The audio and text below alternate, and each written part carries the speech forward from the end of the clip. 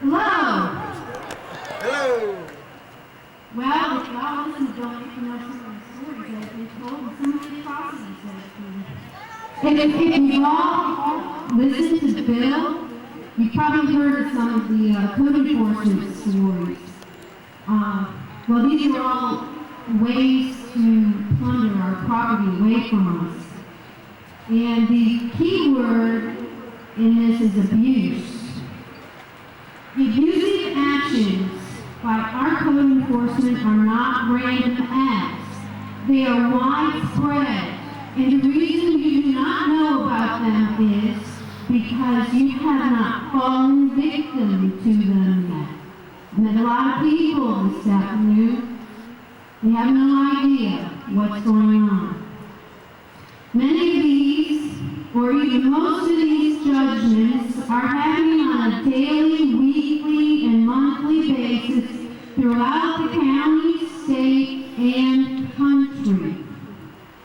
Let me give you a sampling of some of these judgments. Trespassing.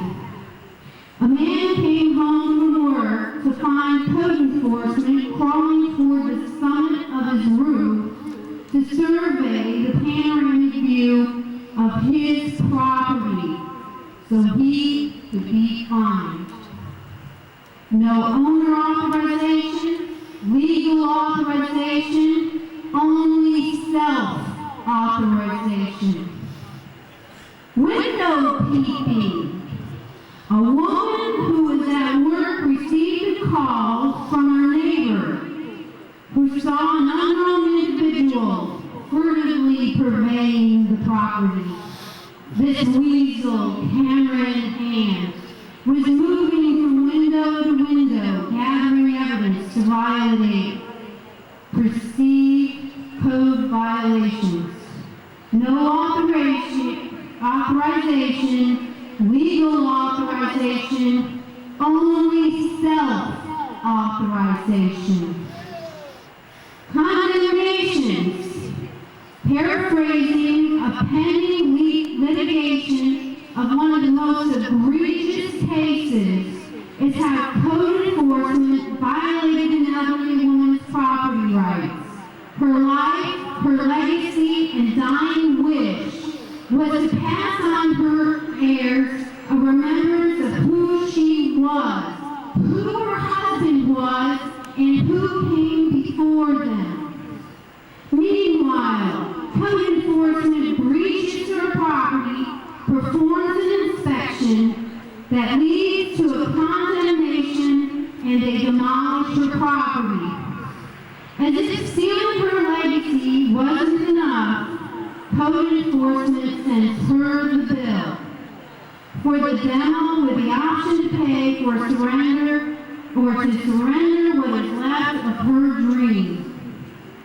This is only one of many condemnations that are taking place in a profitable redevelopment area. No authorization, legal authorization, only self-authorization.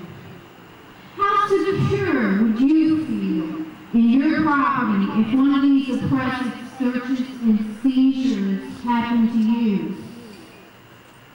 Can you see how our constitutional rights are being violated? 4th, 8th, and 14th Amendment?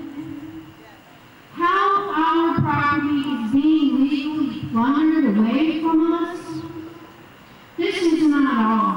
Code enforcement further violates the Constitution with negligence of due process and accruing excessive fines. Vague and capricious violations. Descriptions provided by code enforcement staff are given with such vagueness that citizens end up wasting time, money, and sweat to comply when most likely their attempt only ends with another violation or a need for a permit.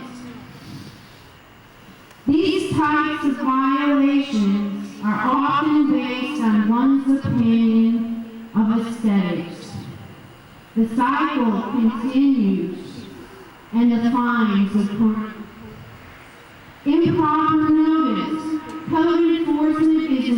notorious for lackadaisical methods of notification.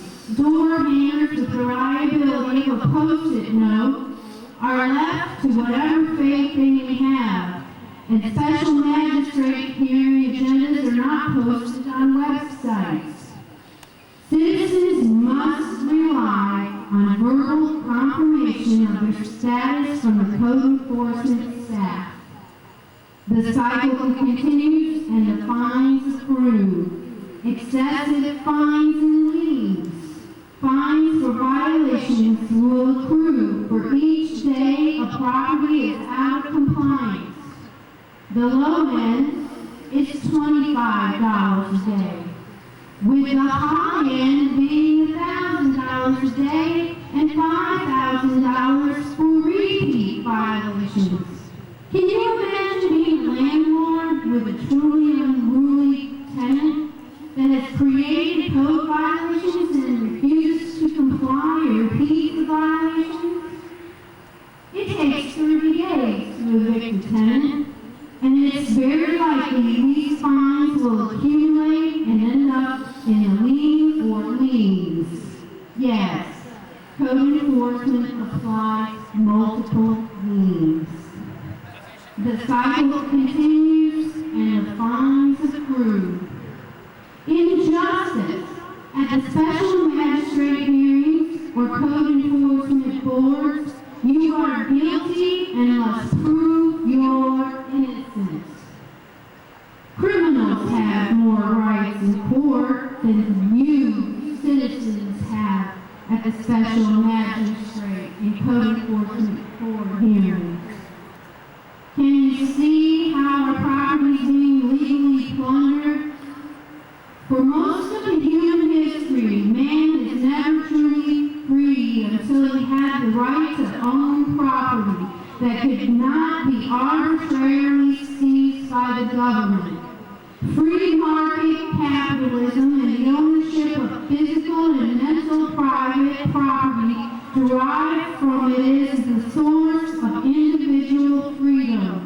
These are the natural law concepts in which our nation was founded. Therefore, it is our civic and moral duty to protect these rights for ourselves, each other, and our country's future.